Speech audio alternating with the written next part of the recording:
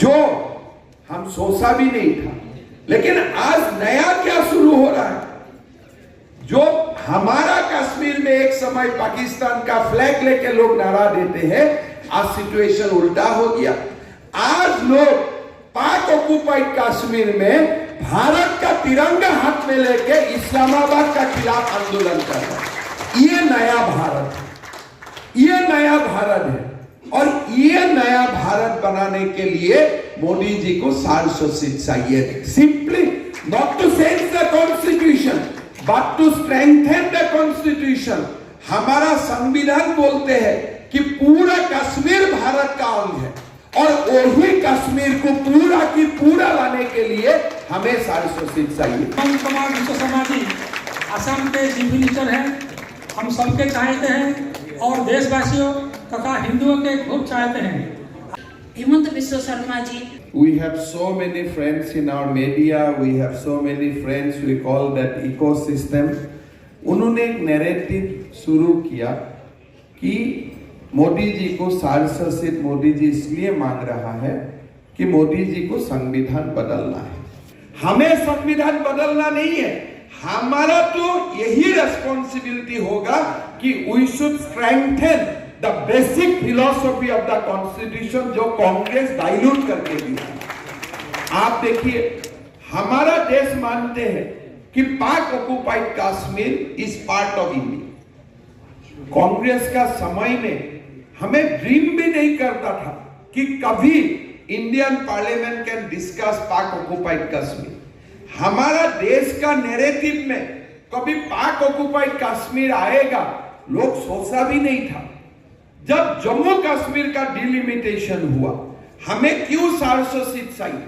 जब जम्मू कश्मीर का डिलिमिटेशन हुआ, पहला बार भारत सरकार ने बोला कि in the assembly of Jammu and Kashmir there will be representative from so called Pak occupied Kashmir. Congress का हिम्मत था। आज 75 इयर्स का 60 इयर्स उन्होंने शासन किया, लेकिन कभी पार्लियामेंट में, कभी हमारा रूल बुक्स में, एक्ट्स में, कभी दे हैव नेवर डिस्कस पाक ऑक्युपाइड कश्मीर। वो लोग हमेशा ही इंटेंशन में रखा कि देखो हमारा पार्ट ऑफ कश्मीर आप हमें दे दो और आपका पार्ट वाला कश्मीर आप ले लो। That was the narrative. वो नैरेटिव को लेके हम लोग बड़ा हुआ। But now that narrative is getting change. Amit Shah ji, प्रधानमंत्री जी ने संसद में बोलना शुरू किया कि वो जो पाक ऑक्युपाइड कश्मीर है वो मेरा है, वो पाकिस्तान का नहीं है, वो हमारा है। पहले देश का नैरेटिव क्या था कि कश्मीर का सेटल करो। कैसे सेटल करो? 370 को स्ट्रेंथन कर दो और कुछ उसमें डाल दो, पाक ऑक्युपाइड कश्मीर उनको दे दो, बॉर्डर मुक्त कर दो। मनमोहन सिंह जी का समय में यह प्रस्ताव आया कि इस कश्मीर में उस कश्मीर जाने के लिए पासपोर्ट नहीं होना चाहिए, वीजा नहीं होना चाहिए, लोगों को फ्री मूवमेंट का अथॉरिटी दिया जाए, कश्मीर का सेंटिमेंट एड्रेस हो जाएगा, कश्मीर में शांति होगा। लेकिन वो शांति शांति नहीं बोलते हैं। आप अगर देश को सेल करना चाहते हैं, that is not a peace, that called surrender. हमने ये नैरेटिव शुरू किया कि देखो पाक ऑक्युपाइड कश्मीर हमारा है। It is occupied land, it is not administered land. थोड़ा दिन पहले शशि थरूर जी ने आर्टिकल लिखा बांग्लादेश का एक पेपर में। He referred that part of Kashmir as Pak administered Kashmir, but we refer that part of the Kashmir as Pak occupied Kashmir. आज क्या हो रहा है? आज हमारा देश को फक्र होना चाहिए। एक समय था हमारा कश्मीर में पाकिस्तान का फ्लैग लेके लोग डेमोन्स्ट्रेट कर रहा था। आज डेमोन्स्ट्रेशन नहीं है। इस बार श्रीनगर पार्लियामेंट जब चुनाव हो गया कल, Srinagar recorded highest voting percentage after abolition of Article 370. 370 जाने का बाद लोगों का मन में था कि चुनाव हो ही नहीं सकता है, Kashmir will boycott the election. But उल्टा क्या हुआ? Yesterday Kashmir recorded highest percentage of voting turnout, particularly in Srinagar parliamentary constituency. Nehru जब प्रधानमंत्री थे उस समय देश सेकुलर नहीं था क्या? जब लाल बहादुर शास्त्री प्रधानमंत्री थे उस समय देश सेकुलर नहीं थे क्या? हमारा देश सेकुलरिज्म इज ए कंप्लीटली, हम जब पॉजिटिव सेकुलरिज्म को देखता हूं, that secularism was existed all along, आज भी है और वो सभी रहेगा। इसलिए हम है ही सेकुलर। हम यही चाहता हूं कि हमारा विश्व का कल्याण हो, पूरा जगत का कल्याण हो। ये हम हमेशा से हमारा इथोस का साथ लेके ही हमारा सिविलाइजेशनल जर्नी शुरू हुआ है। कभी कभी सुप्रीम कोर्ट का भी ये गलतफहमी हो जाता है कि सेकुलरिज्म हम लोग प्रोटेक्ट कर रहा हूं। आप सेकुलरिज्म को प्रोटेक्ट नहीं कर रहा है, सेकुलरिज्म को भारत का लोग प्रोटेक्ट कर रहा है और 5000 साल से कर रहा है। कभी कभी आपको कोई एक जज मिलेगा सुप्रीम कोर्ट में भी, हाई कोर्ट में, they will give long lecture that भाई हमने सेकुलरिज्म को प्रोटेक्ट करके रखा है। पर मैं हमेशा बोलता हूं किसी का मन में गलतफहमी नहीं होना चाहिए। सेकुलरिज्म किसी ने प्रोटेक्ट नहीं किया है, हम सेकुलर सदियों से था और हम सेकुलर सदियों से रहेगा, इसलिए हमारा देश में सेकुलरिज्म है। और उसका बहुत बड़ा एग्जाम्पल क्या है, जब हमारा देश को डिवाइड हुआ, you know that time how sentiment was, it was sentiment was Noakhali में हुआ था, कलकत्ता में हुआ था, the nation was created, nation was rather divided. एक बहुत बड़ा इतिहास को लेके हमारा नेशन डिवाइड हुआ था, सेंटिमेंट भी था, किसलिए देश का डिवाइड हो गया कि ये देश का एक टुकड़ा मुसलमान लोगों ने लेके गया कि this part of this great country will be known as a Islamic nation.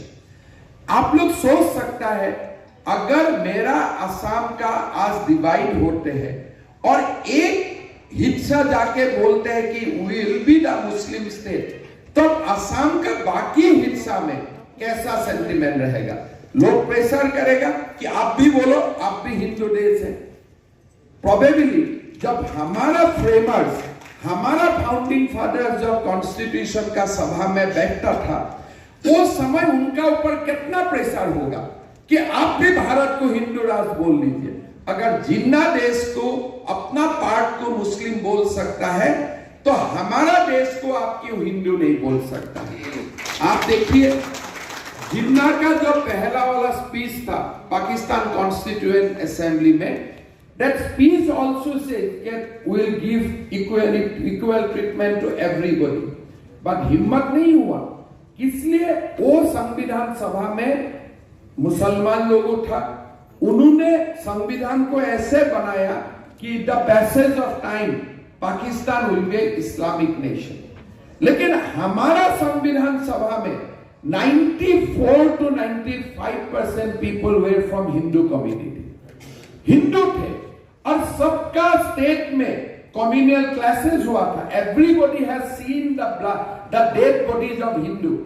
वो पेन और एगोनी लेके they went to the constituent assembly. फिर भी वो लोग हिंदू थे, इसीलिए वो लोग इमोशन में नहीं आया and they have declared that India will be a secular nation. India Hindu प्रधान देश नहीं बनेगा, भारत एक सेकुलर नेशन होगा। Can you expect it from any people except Hindu?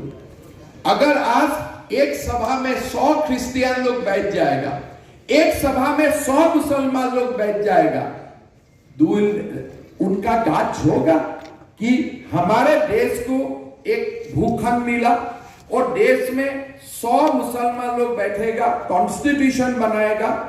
Can they have a guts to say that this nation will be a secular nation? इतना ताकत मुसलमान में नहीं है, वो लोग सीधा इसको इस्लामिक कंट्री बना देगा। क्रिश्चियन में भी नहीं है इतना ताकत, तो सीधा क्रिश्चियन प्रदेश बना देगा।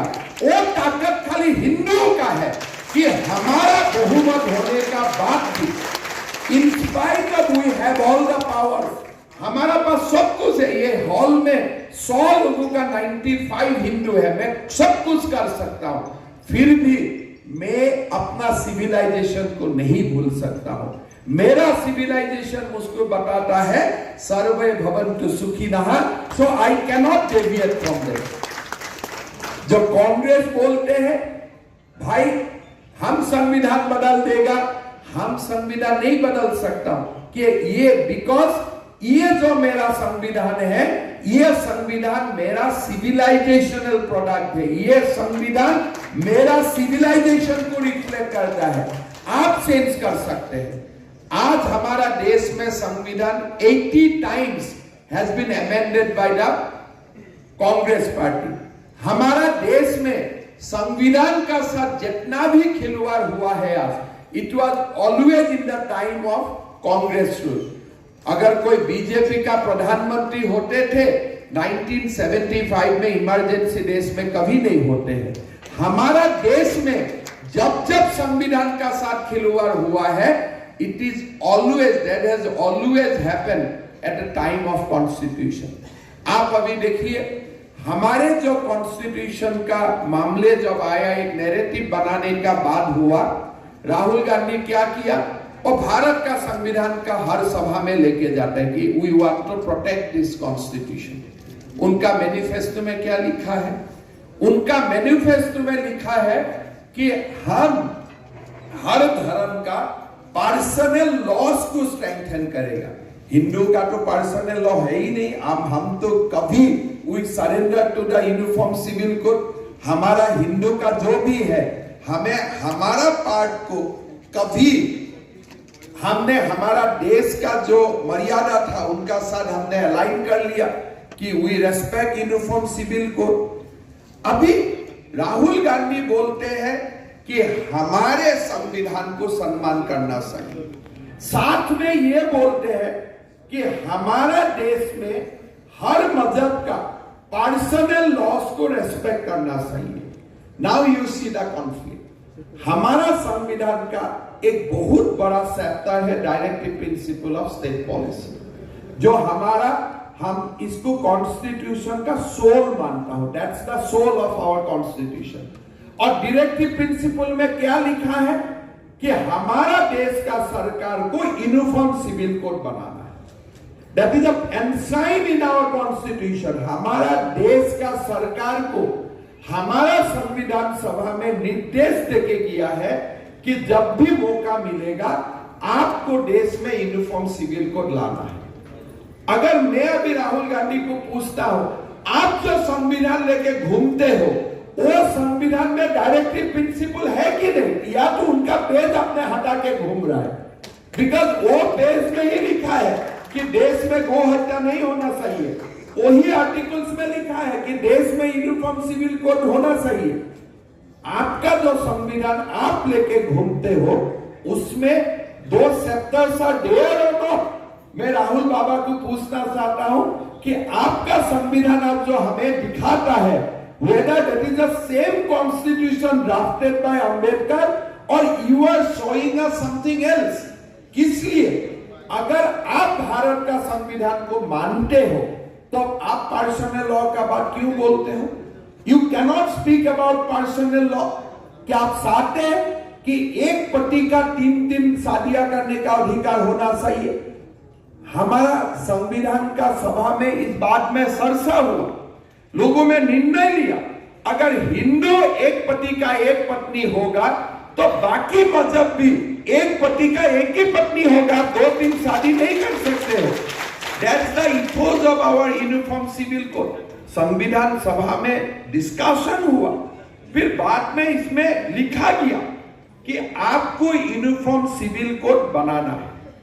आज अगर मोदी जी देश में यूनिफॉर्म सिविल कोड लाना चाहते हैं, whether he is going against the constitution or he is going along with the constitution, हमारा कॉन्स्टिट्यूशन में लिखा है कि आपको यूनिफॉर्म सिविल कोड लाना है। मोदी जी बोलते हैं मुझको भी सिविल कोड लाना है, राहुल गांधी बोलते हैं मुझको सिविल कोड लाना नहीं है। Now the deduction is very simple, who is following the constitution? हमारे कॉन्स्टिट्यूशन में लिखा है कि आप गो हत्या बंद करो। हमारा कॉन्स्टिट्यूशन का डायरेक्टिव प्रिंसिपल में लिखा है कि आप एसटी, एससी, ओबीसी को आप इकोनॉमिक, एकेडमिक राइट्स देने का काम करो। हमारा संविधान में लिखा है कि आप यूनिफॉर्म सिविल कोड लाना है। तो बीजेपी का जो आइडियोलॉजी है, हमारा जो आइडियोलॉजी है, it is a ditto reflection of the directive principle of state policy. हमको संविधान अमेंड करना नहीं है, इसलिए हम जो चाहता हूं that is there itself in the constitution, that is the soul of the constitution। इसलिए हमारा जो संविधान का फ्रेमर्स थे, उनका दिमाग में है ही नहीं था कि भारत सेकुलर नहीं है। जब हम सेकुलर नहीं है या सेकुलर नेशन को हमें बनाना है, then I will say that I am a secular nation, या I want to create India as a secular nation। पर हमारा देश सदियों से सेकुलर रहा है। आज सेकुलरिज्म का अगर बहुत बड़ा एक्सप्रेशन आपको देखने के लिए आप देखते हैं, हमारा सिविलाइजेशन का जो हिस्ट्री है, ये हिस्ट्री है सिविलाइजेशनल हिस्ट्री सेकुलरिज्म है। जब हम बोलने का साहस करता हूं सर्वे भवन्तु सुखिनः, हमें खाली देश का अंदर नहीं, पूरा विश्व में लोग सुख रहना चाहिए, ऐसा जब हमारा देश का कल्पना है, वो देश को सेकुलरिज्म कांग्रेस और वामपंथी लोगों से, लेफ्ट लोगों से सीखना नहीं है। This is in our blood, हमारा ब्लड में है कि हम सेकुलर है, नॉट बिकॉज आवर कॉन्स्टिट्यूशन है। हर दिन भारत का तिरंगा लेके कश्मीर में आंदोलन हो रहा है। Can we imagine this? में वो संभव होता था। ये नया भारत